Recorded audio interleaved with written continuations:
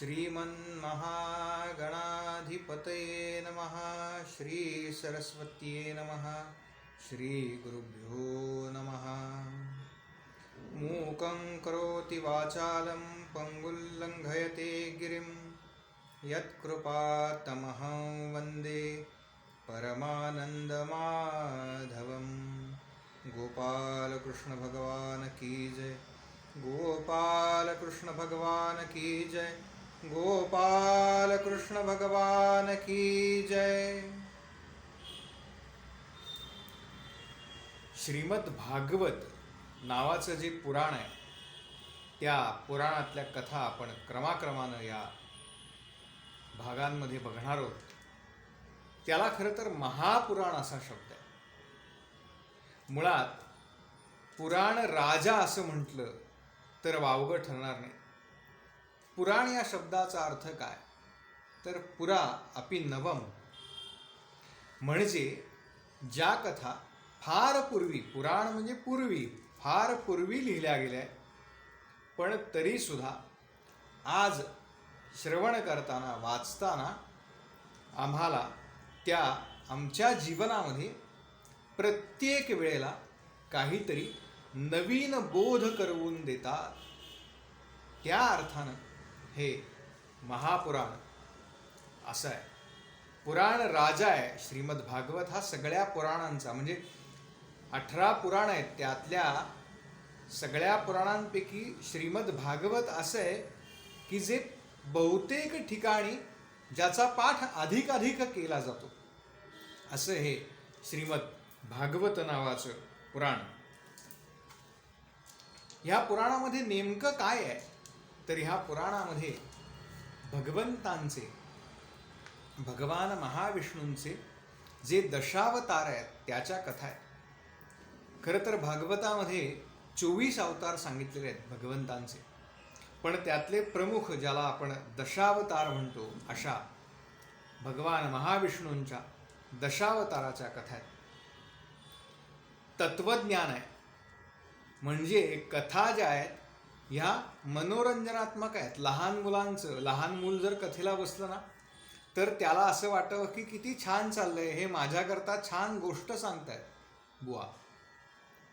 आणि तीच गोष्ट, तीच कथा एका विशिष्ट वयानंतर ऐकल्यानंतर किंवा एखाद्या विशिष्ट कालावधीनंतर उपासनेमध्ये असताना एका विशिष्ट मार्गावरती, एका विशिष्ट टप्प्यावरती ऐकल्यानंतर आपल्याला तीच कथा तत्वज्ञानाची मार्गदर्शक होते आणि आपल्याला एका विशिष्ट उंचीवरती नेऊन ठेवते. अशा या सगळ्या श्रीमद भागवतातल्या कथा आहेत. भागवताला जीवनाचा आधार आणि त्या आधाराचं सुद्धा केवळ आधार नाही तर सारभूत असा आधार असं श्रीमद भागवताला म्हटलेलं आहे. आपल्या सगळ्यांना स्वामी विवेकानंद माहिती आहे. विवेकानंद हे ज्यावेळेला नरेंद्र अवस्थेमध्ये होते त्यावेळेला ते प्रत्येकाला हा प्रश्न विचारायचे, तुम्ही देव पाहिलात का? त्यांना कोणी काही सांगितलं ना देवाबद्दल तर ते त्यांना विचारायचे, तुम्ही देव पाहिलाय का? तुम्हाला देवाचं दर्शन झालंय का? साधूंना, संतांना, सज्जनांना, कुणालाही हाच प्रश्न विचारायचा. आपल्या सगळ्यांना सुद्धा हा प्रश्न पडतो की देव कुणी पाहिलाय हो? पण तरीसुद्धा आमचा त्या देव नावाच्या तत्वावरती विश्वास आहे, कारण आम्हाला जीवन जगत असताना कुठला तरी एक आधार पाहिजे आणि त्या आधाराचं नाव देव असं आहे. एक निरीश्वरवादी माणूस होता. निरीश्वरवादी म्हणजे ज्याचा ईश्वरावरती विश्वास नाही, जो त्या तत्वाला मानत नाही असा.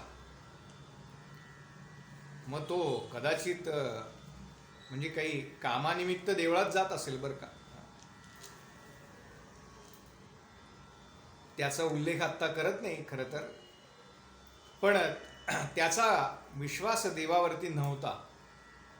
आणि एकदा त्याला एका गावाला जाण्याचा योग आला. नेमकं त्याची जी ठरलेली गाडी होती तिची वेळ टळून गेली आणि हा मनामध्ये म्हणतोय की देवा, ती गाडी लेट असू दे, ज्या गाडीचं मी तिकीट काढलंय. हां, म्हणजे मुळातच ह्याचा देवावरती विश्वास नाही. पण जेव्हा आता एखादं काम व्हावं जे अत्यंत महत्त्वाचं आहे आणि त्याच्यासाठी म्हणून आता हातामध्ये उपलब्ध पुरेसा वेळ नाही, तेव्हा हा देवाला प्रार्थना करतोय, देवा ती गाडी लेट असू दे बरं का, म्हणजे मला इच्छित स्थळी जायचं आहे ना, त्या ठिकाणी मी वेळेत पोचीन.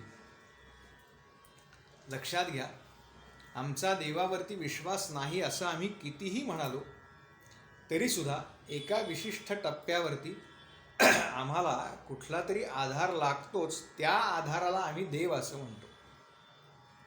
आपण प्रवासामध्ये समजा रस्ता चुकलो आणि कुणी आपल्याला योग्य मार्ग दाखवला तर आपण म्हणतो की नाही, हो अगदी देवासारखे धावून आला, देवासारखा आम्हाला रस्ता सांगितला. याचं कारण काय आहे तर आमचं हे जे जीवन आहे ते अनेक छोट्या मोठ्या समस्यांनी व्यापलेलं आहे. आणि ह्या समस्या सोडवता सोडवता सोडवता आम्हाला वेगळ्या समस्या पाठीमागे लागतात. आणि त्यातून आम्हाला जे मिळवायचं आहे, आम्हाला काय मिळवायचं आहे तर भगवंतांचं जे स्वरूप श्रीमद भागवताच्या महात्म्यामध्ये त्याच्या पहिल्या श्लोकात जे सांगितलंय ना, सच्चिदानंद रूपाय विश्व उत्पत्त्यादि हेतवे तापत्रय विनाशाय श्रीकृष्णाय वयम नमः. सच्चित आणि आनंद स्वरूप भगवंतांचं जे रूप आहे तो आनंद आम्हाला मिळवायचा आहे. आणि हा आनंद मिळवण्याच्या पाठीमागे आम्ही धावतोय, पण आम्हाला आनंद पदरात पडतच नाहीये. तेव्हा भागवत आम्हाला सांगतं की जीवनामध्ये समस्या येणारच आहे. त्या समस्यांनी गोंधळून न जाता काय व्हा तर निर्भय योगी व्हा, असं भागवत आम्हाला सांगतं. मला सांगा, भागवतामध्ये ज्या कथा आलेल्या आहेत त्याच्यामध्ये भक्तश्रेष्ठ प्रल्हाद महाराजांची कथा ज्यावेळेला आपण ऐकतो त्यावेळेला प्रल्हादांना किती त्रास झालाय, प्रत्यक्ष जन्मदात्या पित्याकडून त्यांचा किती छळ झालाय. पण या सर्व समस्यातून प्रल्हादजी अगदी सहजगत्या तरुण निघाले, कारण त्यांचा दृढ विश्वास होता की मला वाचवणारी कोणीतरी शक्ती आहे. भगवंत नावाचं जे तत्व आहे, ईश नावाचं जे तत्व आहे ते निश्चितपणे मला या सगळ्यातून बाहेर काढणार आहे. ध्रुवांना जी तपश्चर्या करायला लागली ती तपश्चर्या त्यांनी कुणाच्या बळावरती केली तर ध्रुवांना माहिती आहे मला जे आढळ पद मिळालंय ते देणारा तो प्रत्यक्ष भगवंत आहे, ते ईश तत्व आहे. आणि ज्या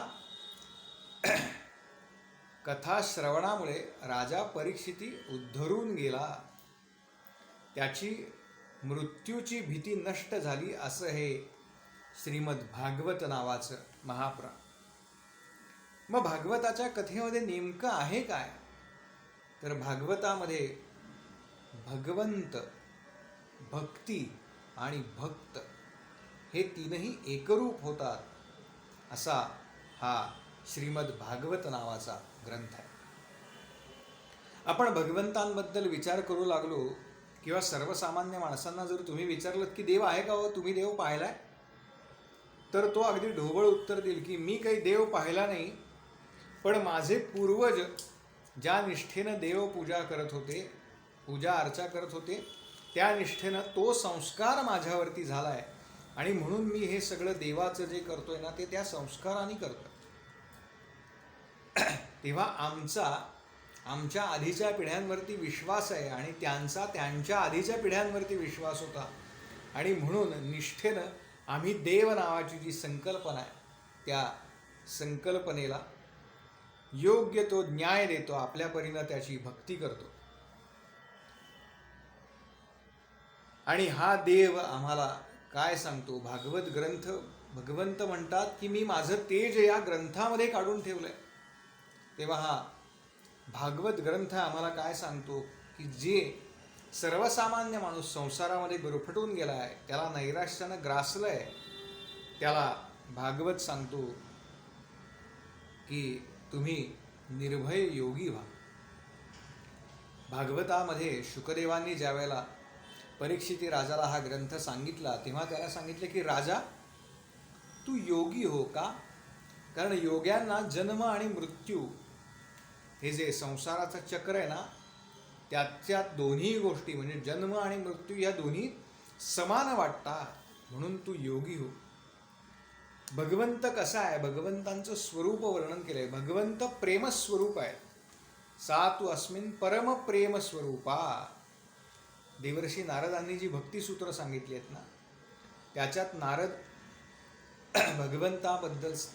भगवंतांबद्दल सांगतात की ते साक्षात प्रेमस्वरूप आहेत. हो, प्रेमाला 5वा पुरुषार्थ म्हटलेला आहे आणि श्रीमद भागवताला 5वा वेद म्हटलेला आहे. यह पंचम वेद निराला है. म्हणजे भगवंत प्रेमस्वरूप आहे आणि भगवंत रागावतात सुद्धा. पण भगवंत कुणावरती रागावतात तर भगवंत कंसावरती रागावतात, शिशुपाल आणि दंतवक्र यांच्यावरती रागावतात, रावणावरती रागावतात, कुंभकर्णावरती रागावतात. का रागावतात? कारण यांनी दुसऱ्यांना त्रास दिलाय. म्हणजे जे दुसऱ्यांना त्रास देतात ना त्यांच्यावरती भगवंत रागावतात बरं का.